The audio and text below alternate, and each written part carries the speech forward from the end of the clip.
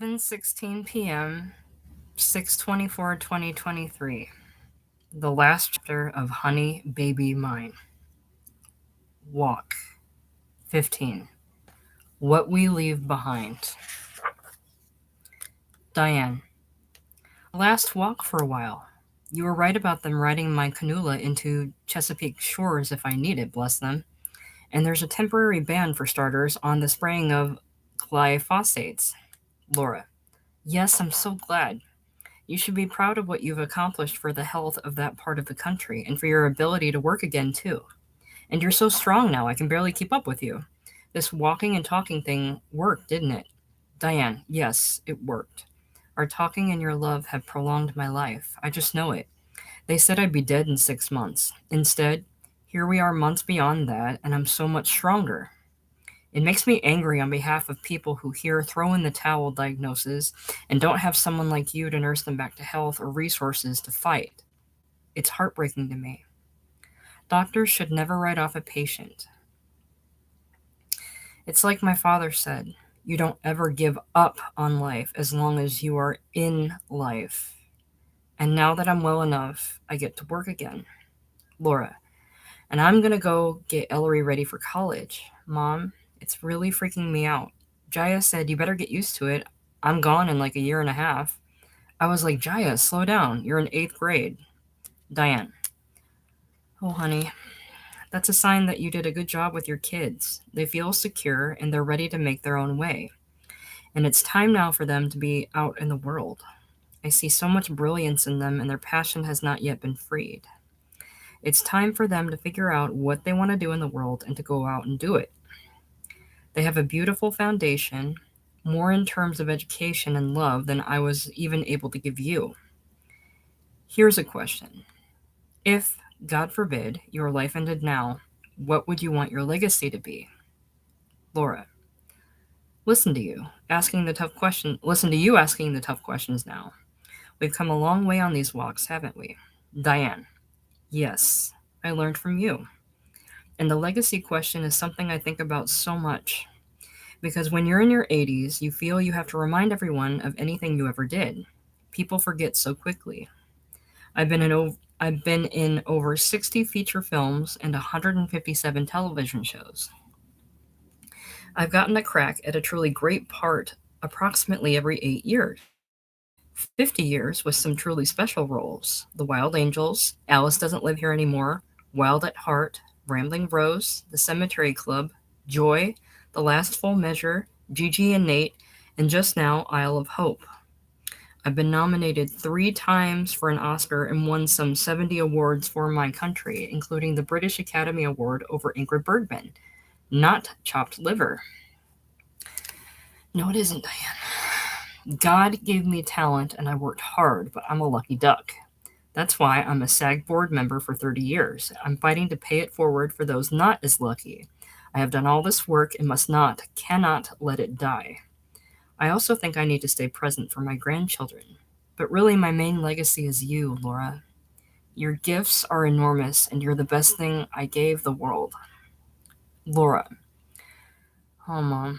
Well, I've been reflecting on Jaya's and Ellery's childhoods, thinking through the mistakes I made and the painful moments that they experienced. I can't help thinking, shit, that was it. That was my opportunity to shape them as people. The childhood experience they had is what it's going to be. Feeling that way has been really hard. So I've been thinking a lot about being a mother. What have I given my children to set them on their way? But because of what you and I have been through this year, I found myself comforted. It's not the truth that I'm done as a mother. Parents continue to support and shape their children forever. Our relationship, you and me, didn't stop when I moved out. If anything, we're closer now than we've ever been. Diane. You betcha. The other day I thought, Ellery must be having a good time because he's not calling me much right now. I could have nagged him, but then I thought about you and me and I thought, let the bird fly. I think about you, precious, and I see you as a baby. In my mind, I'm holding you in my arms, and I start to think, did I love her enough? Did I kiss her enough? Did I hug her enough? I wish I could do it all over again. But then I see us here on these walks, and I think it will never be enough. I will always want to love you more, to kiss you more. Laura, I think every parent on earth knows that longing. Diane, you know what I just realized? If I live 10 more years to 95, then Ellery would be 29. Then if I live to be 100, Ellery would be 35. He might be married and have a baby by then. Maybe I will get to rock my great grandbaby. Laura, the way Grandma Mary got to rock him. Diane, oh my heavens, remember that? Sitting in that rocking chair at your house in the Hollywood Hills? Laura, what a feeling that must be to hold your great grandchildren. Diane, that was an amazing day. Grandma Mary sat there with this expression as if she'd seen God, holding Ellery for hours. I'll never forget it. She looked as if her whole life was flashing in front of her. Laura, I felt so close to you when I was alone in the middle of the night holding my baby and realizing, wow, my mother did this with me. I bet she felt the same feeling of boundless love. Isn't it crazy that I didn't say that to you then? That I didn't share that on the days when my children were born, how close I felt to you? Mom, this whole experience, these walks, they've meant so much. I had thought, knowing what a storyteller you are, that I could keep you going by getting you to answer questions while I listened. But I didn't know what this time would give me. I used to believe in leaving things unspoken, trusting that in their hearts people knew the truth. I thought to feel love was enough, but this experience has changed that. I want you to hear it, to know what I feel. Still, some things I find hard to speak aloud, so I wanted to give you this letter. Diane, thank you. I'm excited to read it. Now let's go home. Not because I'm tired, but because I have work to do. And don't you worry about letting your children go into the world. Look at us. Look at how happy I am. I'm with my daughter in the sunshine. Let them fly. You'll find each other again. Laura. Dear Mom, how do I share all that you mean to me? I might cry. How do I express all that I admire and love? I feel that in childhood I always let you know how much you mattered. But then the resentful teenage years came in where I needed autonomy and to break free from you. Then in adulthood I spent so much time trying to discover who I was that I let a distance come between us. Mostly so I could learn to fall without you always picking me up. I was so filled today with all that I appreciate about you that I started to write down these thoughts, as though again they were for me to keep locked away in a journal. Then I remembered all that you've me up to through these walks, the importance of sharing what I feel and what you mean to me. So here goes. I've never seen someone love more fully than you love. You love Shakespeare as passionately as Law and Order SVU. You always cuddle me the minute you see me, unless I have a dessert you want, then you hunt me down. You turn heartbreak into hilarity. You make the most expressive sounds I've ever heard when it comes to your enjoyment of good food or a great movie. You have redone your Rolodex 26 times that I know of. You love to write all night, most nights, unless you see what's on TV and get swept up into watching Fred Astaire and Ginger Rogers in swing time. You love buttermilk, especially if you can soak a biscuit in it. You always eat black-eyed peas on New Year's. You will never say no to a loved one in need, even an ex. You used to pretend you were born in France because you wanted to be Simone Signoret. You love to go on cleansing fasts and then break them with a piece of pecan pie and a scotch and soda. And as we've said before, you love dreaming big and you never give up on your dreams. But mostly, Mom, with all that I admire about you and with all your qualities that make me laugh out loud, it's deep empathy that's your superpower. You will always fight for the needs and rights of a stranger on the street. That has been your greatest influence on me, and it's the trait I most hope to pass along to my own children. We took these walks for your sake. That's what I told myself. But now that I see that these walks were as much for me as they were for you. If this was our Arabian Nights, we're both Scheherazade. The hero's journey is never the journey we expect, that of teaching others to see ourselves. It's the journey of being vulnerable enough to see oneself. Thanks to you, I no longer have the same fears of aging and dying. I have learned that when I'm at my weakest and want to shut myself away, I should follow your example and lean into my family, lean into love. If not for you, I would have thought I should spare them, should slink away and hide. Now I know that it is not a burden to be with someone who loves you when you are suffering. It is a gift. Thank you for sharing your life with me. Thank you for sharing all that you've walked through. And thank you for sharing your relationship with your own mother. Your honesty about that complicated and beautiful relationship gave me more room to honor the truth of ours. This experience makes me want to tell everyone, whether they are a parent or a child or both, talk more. Share your fear with your loved ones. Let them tell you their stories. It won't always be easy. Some days you will just be in others' company, and little might be said, but you won't know what is being accomplished. But then, suddenly, you'll realize that you've grown closer. You've discovered something key about your family. Because of your example, Mom, I know the kind of openness I'd like to have with my kids, in the living, in the aging, and even in the dying. And because of this, I believe this is how Ellery and Jaya will communicate with their children. Your courage will reverberate through our family for generations. Your willingness to share your weakness strengthened me as I watched it strengthen you. What an unparalleled gift. Thank you, Mom. Thank you for walking and talking with me. Love, Laura.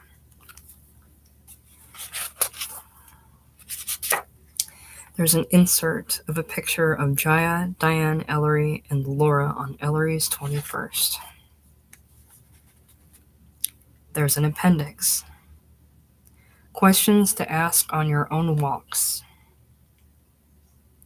What are the most powerful memories you have of childhood? What or who were your first and most important influences? What are your favorite things? Song, movie, book, food? What do you regret, and of what are you most proud? Whom would you like to forgive or be forgiven by? Who were the loves of your life? What were the heartbreaks? What gives your life meaning? What do you want your legacy to be? Diane's acknowledgments. I owe a thank you to my Creator for the opportunity of life, and to my husband Robert and my daughter Laura for their faith, even though doctors said only 6 months left to live. After I unknowingly absorbed poisonous pesticide chemicals in 2018. They inspired me to continue on fulfilling my destiny with joy and love for the highest good. My first miracle after the tragic death of my 2-year-old daughter, I experienced a tubular pregnancy, and the doctor said, "You will never have another child. It is impossible." I replied, "I will." And I did. Laura Dern is my first miracle. Recovering my own life is my second miracle. Gracious ones who helped me feel the energy to live in alphabetical order: Steve Anderson, Wendell Bachman, Laurel Felice, June Field, Mary Jo Healy, Nirmala Hariza, Lynn Kaplan, Todd Breesley, Shirley Smith, Kim Vincent, Howard Willis, and Candace Wilson. Agent Eran Giannini, Agent Molly Glick, former agent manager Iris Grossman, attorney Stephen Bramer, attorney Patricia Glasser, attorney Jason Islesworth, doctors Rachel Beller, Mark Berman, Robin Bernhoft, Kenneth Chang, Pradeep Doshi, Dominique Freyden-Reed, and Nurse Charles, Philip Fleischner, Harris Gelberg, Richard Horowitz, Ken Kafka, Arthur and Carol Kornhaber, Jeff Kupperman, Nikhil Kumta, Gladys T. McGarry, Doug Nelson and wife Donna, and Nurse Gail, Cynthia Watson, and Nurse Linda. UCLA Medical Plaza, Dr. Eric Israelian, Teresa Musa, and Harry Solorzano. Todd Bates, Mada Benkadara, Dr. John Bell Pirio, Diana's son. Jacinta Piquet and staff, former managers Stephanie Herkos and family, former manager Scott Hart, business manager Philpott Meeks and David Butler, Corinne, Sandy, Harry, Victor, Elijah, Kathy, and all. She goes on to thank a lot of other people. My family, friends, teachers, and guides on the other side of the veil. Thank you for being you. All my gratitude to Susan O'Neill and the Grand Central Publishing staff. And last but not least, my other daughter, Reese Witherspoon. Thank you for the introduction, darling. Much love and light. And Laura has acknowledgments too. And they're very lovely. And I could read them and be good at this, but I'm not.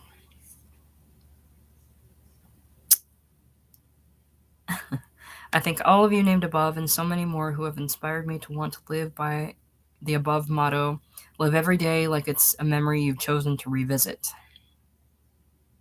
And she says, from the people and the animals I've been privileged to love, to the great cinema, to I Love Lucy, to Peach Cobbler, I'm excited to revisit with you all again soon. This, walking and talking the bluffs in Santa Monica. That's where they took their walks. And about the authors, Laura Dern is an award-winning actress, producer, creator, and activist. She has received a number of accolades, including an Academy Award, an Emmy, and 5 Golden Globe Awards. Dern is also a passionate environmentalist. Diane Ladd is an international award-winning actress, receiving a BAFTA Award, a Golden Globe Award, and Woman of the Year Award. She is a 3-time Oscar and 3-time Emmy nominee, having appeared in more than 187 films and television shows. She is a director, writer, producer, and author with degrees in esoteric psychology, nutrition, a lifetime member of the Actors Studio, and on the National Board of Directors for SAG-AFTRA.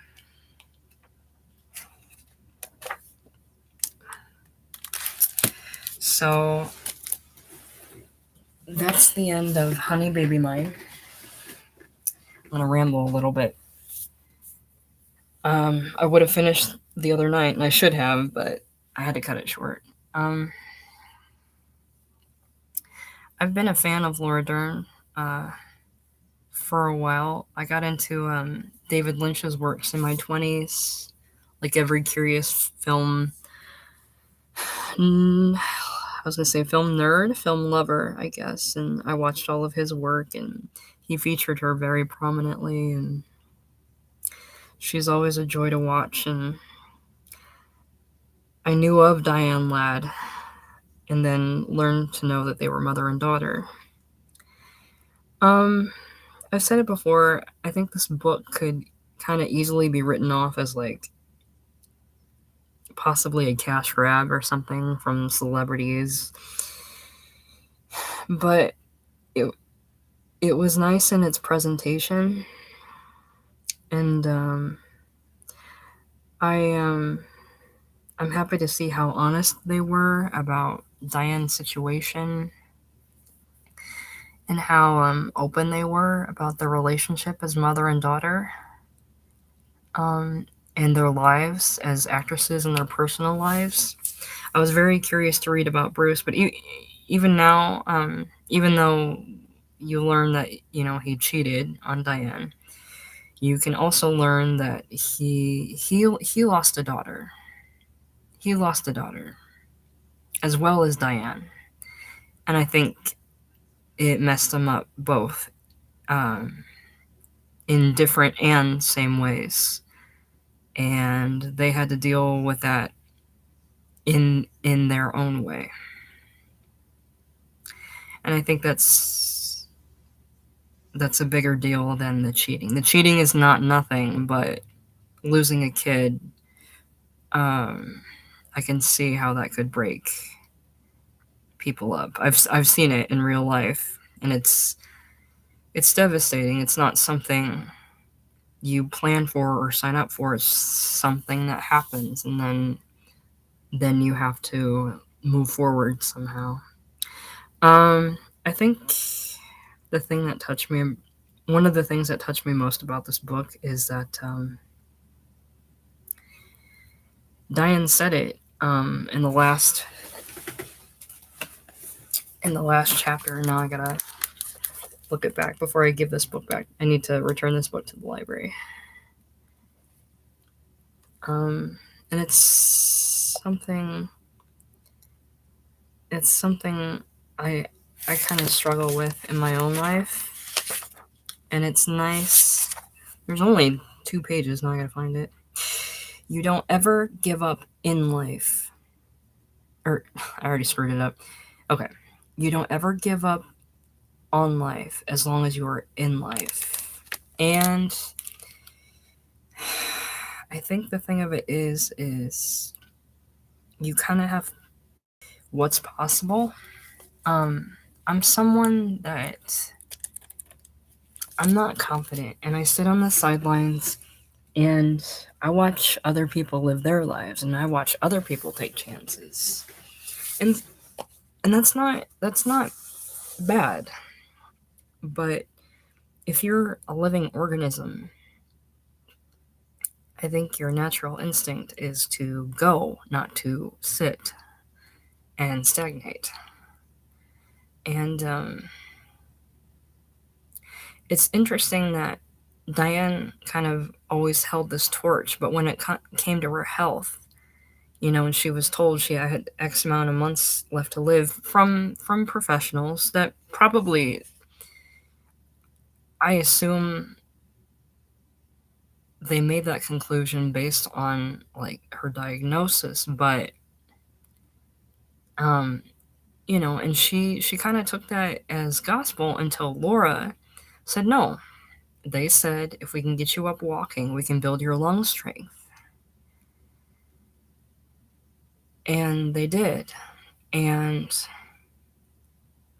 I don't think Diane is somebody that gives up, but to be told that you're gonna die, because you can't breathe, that's a heavy thing. And if you don't have that inner strength, you need some kind of support, and she had that with her daughter.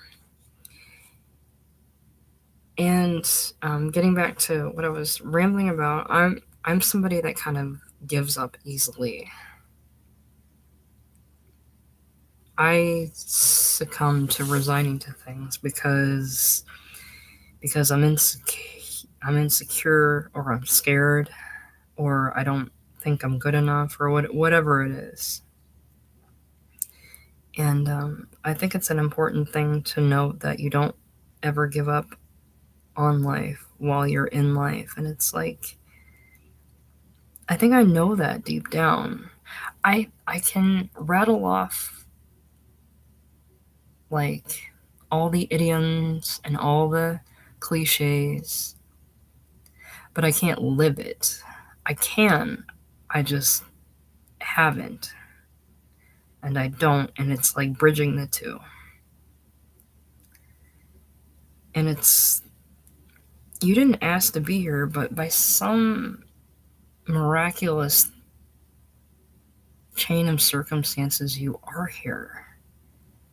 And so it's your want to not give up. You cannot give up. And